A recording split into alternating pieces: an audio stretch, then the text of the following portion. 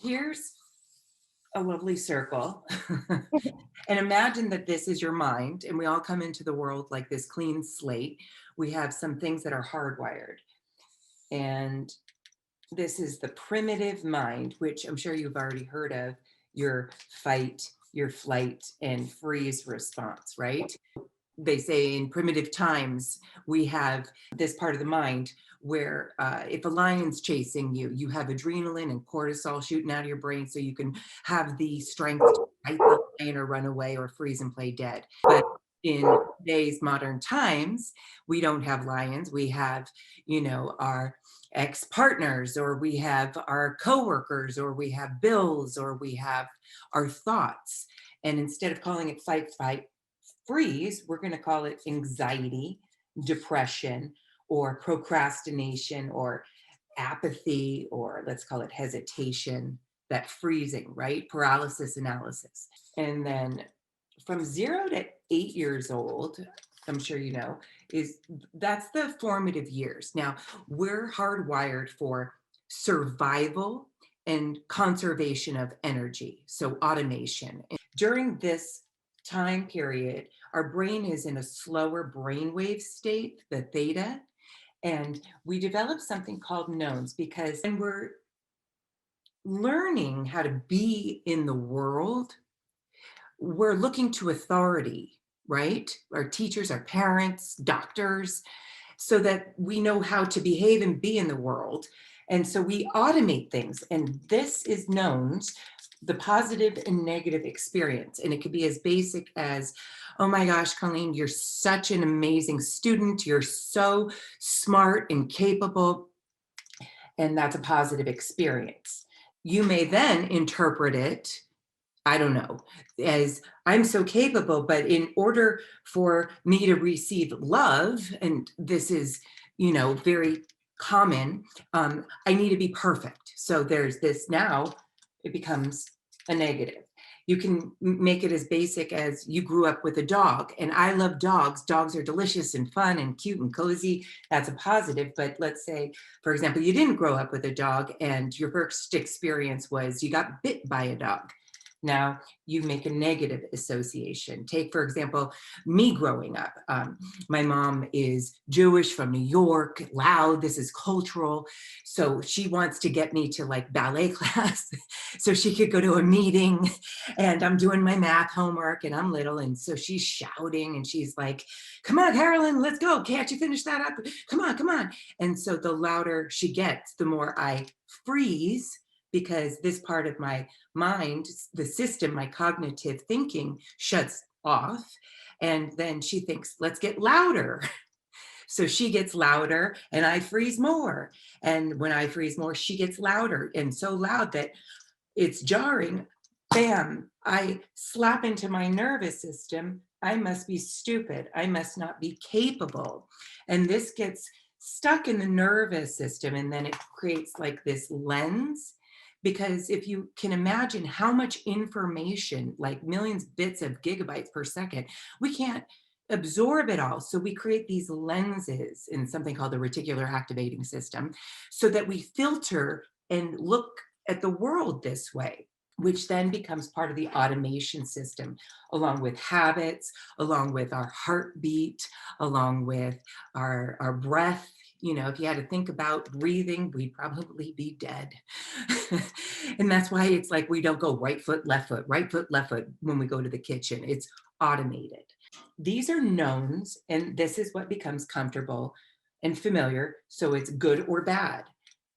From age 9 and 10, we start developing our frontal lobes, which is our logic, our reasoning, the willpower, desire, analysis. This is where we're looking at things from different angles. So it's like if your dad, you grew up and your dad was like Santa Claus or something, in the beginning from 0 to 8, you're like, okay, that's Santa, right? And then at 9 and 10, nah, no way, that's dad, or mom made the cookies, or the tooth fairy's not real. That's where you start looking at different angles or comparing yourself. She did this, then that's because she has this and I don't have that, therefore I can't. Or I do have that, therefore I can. And so we start developing this part of the mind. And this is where our wishes and desires. Well, I'm not going to pick that toxic person anymore. I'm done with toxic relationships, let's say. I logically understand that that's part of me is complete. I'm going to reason and rationalize all of that. But here's where most people get into trouble. This part of their thinking where they go, I'm going to eat healthy, or I'm going to choose kind, nice people, or whatever the story may be. That's only 5 to maybe 10% of a person's thinking, whereas all of this is 88 to 95% 24/7. This is your conscious mind, your will and desire. And this is the subconscious mind, which is a computer program that's been imprinted. And the more intense of the emotion during imprinting time, the deeper the neural pathway, and it gets stuck in the nervous system. And so when most people try to do counseling or try to do regular talk therapy, they're only dealing with this percent of the thinking. That's why change is so difficult for people, because anything outside of the knowns, which is comfortable and familiar, anything out here is as if a lion is chasing you. It could be possible death. That's why most people go back and revert back to old behaviors and patterns. And this can get activated whether you're hungry. When your blood sugar drops, you can go so long without eating from one Zoom call to another or whatever. I can.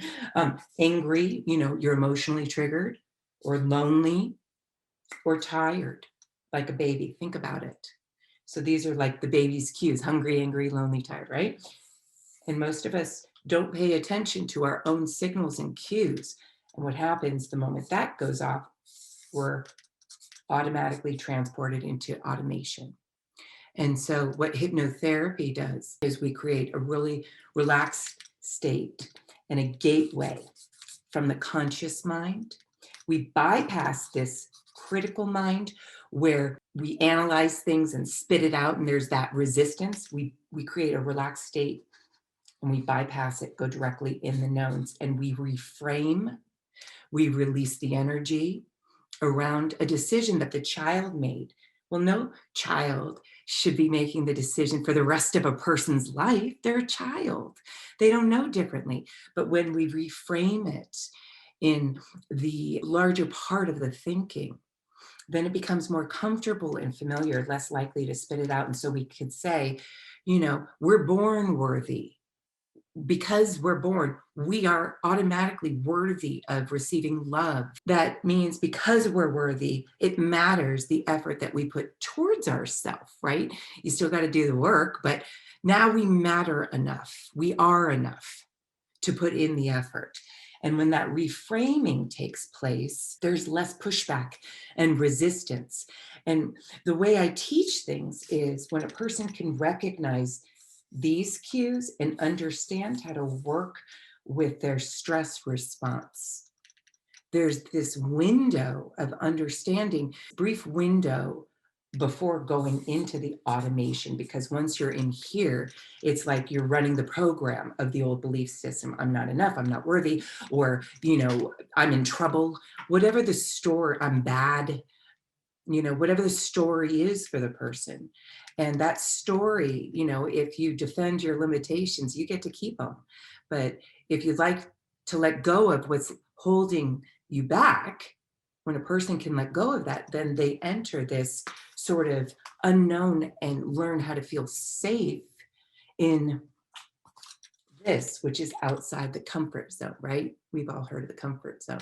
So it's how to pace and lead yourself in a safe way and create safety in the unknown, because you've now added I'm capable, or I'm safe, or whatever the change or the story may be, right? I thought this would be interesting to understand that when you realize we're running on a computer program, and if a person doesn't like the results that they're experiencing in life, they don't have to stay in that program. So I can help them learn how to pause the tape first, and then learn how to operate the computer, right? And how to rewrite the program so that it's now moving in the direction towards the desires and what they want. And when you manage that stress response and understand how you can allow your body to work really for you, it's designed, but we're not in primitive times anymore. So how can it work for us today, essentially?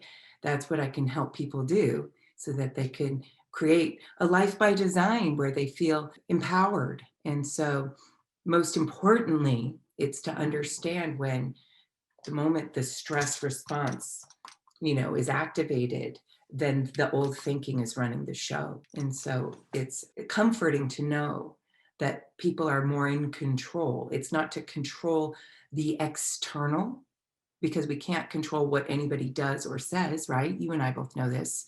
But no one has the power to control the internal, right? How we feel about ourselves, how we process in our internal controls.